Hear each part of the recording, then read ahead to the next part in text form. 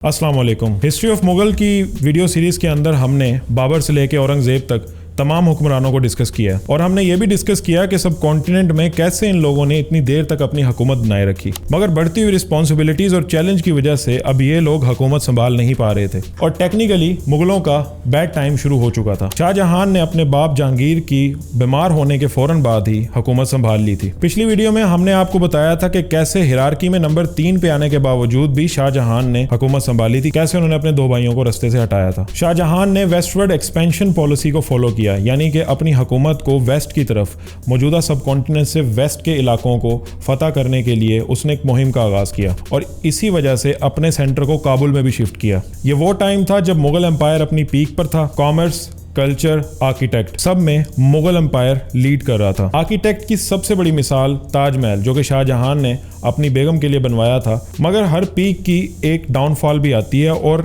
Mughal period की इस peak की इब्तदा शाहजहां के दौर से होना शुरू हो जाती है। सिंध और दक्कन में मुगलिया हुकूमत कोलैप्स करती है। हमने अपनी पिछली वीडियो के अंदर भी ये जिक्र किया था कि कैसे इंटरनल कॉन्स्पिरेसी की वजह से सब कॉन्टिनेंट का सिंध मुगल के कंट्रोल से जा चुका था और इसके अलावा इकॉनमी भी ड्विंडल करना स्टार्ट हो चुकी थी।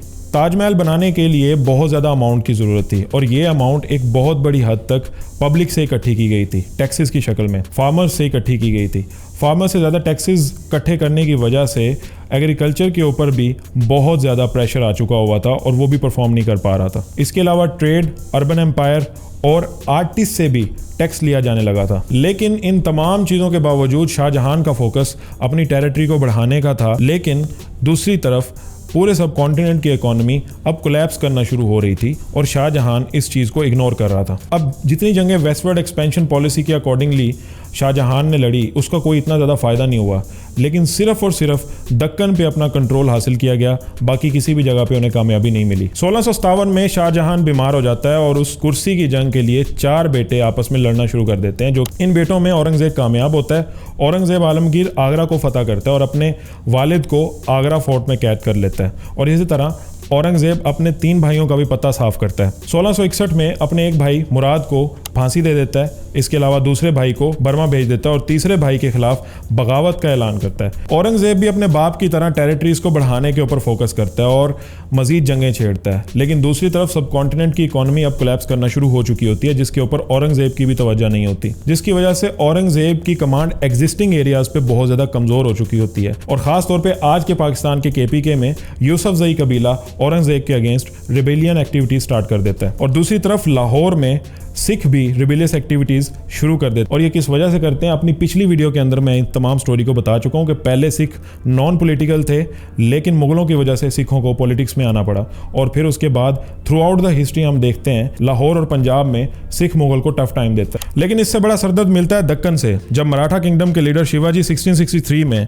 दक्कन के कुछ इलाकों को अपने कंट्रोल में ले लेता है। औरंगजेब अपनी पॉलिसीज में बहुत बुरे तरीके से नाकाम होता है और जब नाकामी शुरू होती है तो औरंगजेब अपनी रिलीजियस पॉलिसीज को भी अडेप्ट करना शुरू कर देता है और दूसरे मजहब के लोगों का औरंगजेब से एतबार उठना शुरू हो जाता है, क्योंकि इन रिलीजियस पॉलिसी से लोगों के बुनियादी असूलों पे फर्क पड़ना शुरू हो चुका होता है। अपनी पिछली वीडियोस के अंदर हमने ये जिक्र किया था कि जहां पे एक शख्स का राइज चल रहा होता है, वहां पे दूसरे शख्स का डाउन चल रहा होता है। सब कॉन्टिनेंट के अंदर जैसे जैसे मुगलों का राइज होना शुरू हुआ, उसी तरीके से मुगल अयाशियों में पड़े और जिसकी वजह से उनकी तवज्जो स्टेट अफेयर के ऊपर बहुत कम होना शुरू हो गई थी। एक बहुत बड़ी टेरिटरी के ऊपर उनका कंट्रोल था, लेकिन दूसरी साइड पे अंग्रेज़ों ने 17वीं सदी के स्टार्ट में ही बड़े सगीर पे कदम रखना शुरू कर दिया था। इसके अलावा और बहुत सारी कौमें भी आई थी, लेकिन अंग्रेज़ की जो पॉलिसी थी वो उनकी एक्सपेंशन की कामयाबी की वजह भी बनी थी। जब अंग्रेज़ों ने कुछ इलाकों को फतह करना शुरू कर दिया था तो उनके पास इतना कॉन्फिडेंस आ चुका था और इतनी पावर आ चुकी थी कि वो अब मुगलों को टफ टाइम देने के लिए तैयार थे। इसी की वजह से औरंगजेब की कई शिपमेंट के ऊपर अंग्रेजों ने अटैक भी किए, लेकिन इसमें वो कामयाब हुए। मगर बाद में अपनी डिप्लोमेसी की वजह से भी उन्होंने कई बार मुगलों से सुलह भी की, माफिया भी मांगी और दोबारा से काम पे भी लग गए। शिवाजी ने किसी तरीके से साउथ इंडिया के ऊपर अपना कंट्रोल जमाना शुरू कर दिया था।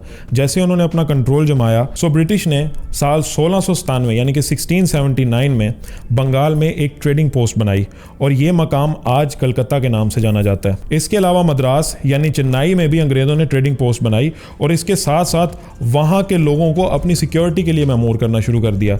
तो इस तरीके से वो लोकल पॉलिटिक्स के ऊपर अपना इन्फ्लुएंस जमाने में कामयाब हुए और लोगों को भी वो अपने साथ अटैच करना शुरू हो गए, जिसके बाद आहिस्ता आहिस्ता वो लोकल पॉलिटिक्स के अंदर इन्वॉल्व होना शुरू हुए। इसके साथ साथ नॉर्थ इंडिया यानी कि आजकल के पाकिस्तानी एरियाज जैसे यूसुफजई, जाट और सतनामी कबीले के लोगों ने भी मुगलों के ऊपर हमले करके इनको कमज़ोर करना शुरू कर दिया था। एडमिनिस्ट्रेटिव लेवल पर करप्शन बढ़ चुकी थी, किसानों से बेतहाशा टैक्स वसूल किया जा रहा था। इसके साथ साथ औरंगजेब की एंटी हिंदू पॉलिसी की वजह से हिंदू भी औरंगजेब के खिलाफ हो चुके थे। अकबर ने राजपूत कबीलों में शादी करके अपना ताल्लुक मजबूत किया था। इन स्टेट्स को राजपूतों के पास रहने दिया था, कभी उनके ऊपर खुद से हमला करने की और खुद से कंट्रोल करने की कोशिश नहीं की थी। मगर औरंगजेब ने इन स्टेट्स को कब्जा करने की कोशिश की, मगर यहां कोई औरंगजेब को सक्सेस इतनी ज्यादा नहीं मिली। इसके अलावा दक्कन के हालात भी औरंगजेब के हक में नहीं थे। पंजाब में भी औरंगजेब ने सिखों के 9वें लीडर तेज बहादुर सिंह और 10वें गुरु हरगोबिंद सिंह गुरुद्वारा को कत्ल करने का हुक्म दे दिया था। इसकी वजह से वहां की हुकूमत ने सिखों के काफिले के ऊपर अटैक किया और उसके बाद सिखों ने जवाबी कार्रवाई की। मुगल फोर्सेस ने वादा तो किया था कि वो इन तमाम काफिलों को आगे जाने देंगे, मगर बाद में वो अपने वादों से मुकर गए और इन तमाम लोगों को मार दिया, जिसकी वजह से सिखों के अंदर भी मुगलों के लिए जज्बात भड़क चुके थे। इसके अलावा और बहुत सारे इवेंट्स हुए जिससे अकबर की बनाई हुई एक यूनाइटेड सब कॉन्टिनेंट अब आहिस्ता आहिस्ता टूटना शुरू हो चुकी थी। अब सब कॉन्टिनेंट के इंटरनल कॉन्फ्लिक्ट्स की वजह से सब कॉन्टिनेंट की अंदर की कौमें सब कॉन्टिनेंट के ऊपर कब्जा जमाने के लिए आपस में लड़ना शुरू हो चुकी थी। और 1600 में जो बरसगीर अकबर के होते हुए एक बड़ी शानदार इकॉनमी, पावरफुल आर्मी और एक यूनाइटेड सब कॉन्टिनेंट था, 100 साल के बाद सब कुछ आहिस्ता आहिस्ता ख़त्म होना शुरू हो गया था। और ये एक मुट्ठी भर अंग्रेज़ों में जो यूनिटी थी, उन्होंने निहायत मेहनत, चालाकी और डिसिप्लिन से इस वक्त के बड़े सगीर को भांप कर पूरे मुल्क पे कब्जा जमाने के लिए अपनी राहें बनाना शुरू कर दी थी।